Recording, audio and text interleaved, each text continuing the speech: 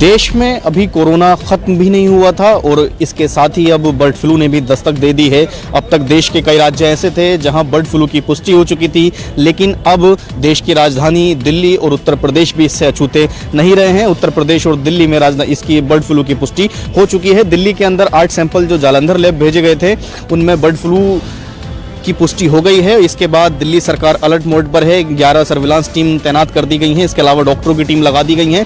और जो एशिया की सबसे बड़ी मंडियों में शुमार है गाजीपुर मंडी, हम वहां मौजूद हैं।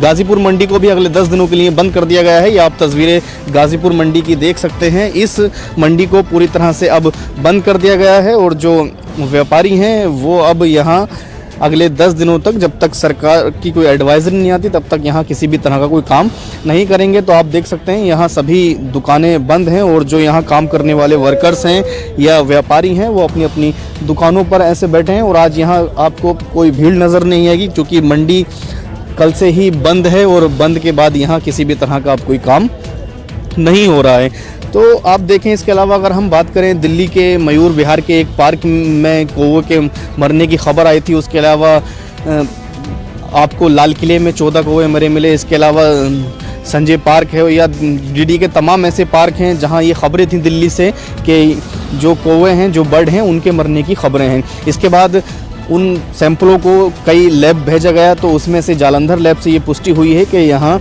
दिल्ली में भी बर्ड फ्लू ने दस्तक दे दी है। अब देखने वाली बात यह है कि अब तक भारत में बर्ड फ्लू से किसी इंसान की तो जान नहीं गई है, लेकिन अगर बर्ड फ्लू एक बार फिर से यहाँ फैलता है तो कितनी दिक्कतों का लोगों को सामना करना पड़ेगा। हालांकि सरकार अपनी पूरी तरह तैयारी कर चुकी है और सरकार ने जो टीमें हैं वो लगा दी हैं और गाज़ीपुर में भी डॉक्टरों की टीम तैनात है। यहाँ वॉलंटियर लगा दिए गए हैं और गाज़ीपुर मंडी में अब किसी को भी आने की इजाज़त नहीं है। वीडियो जर्नलिस्ट दुर्गेश के साथ हैदर अली, JK24/7 न्यूज़, गाज़ीपुर मंडी।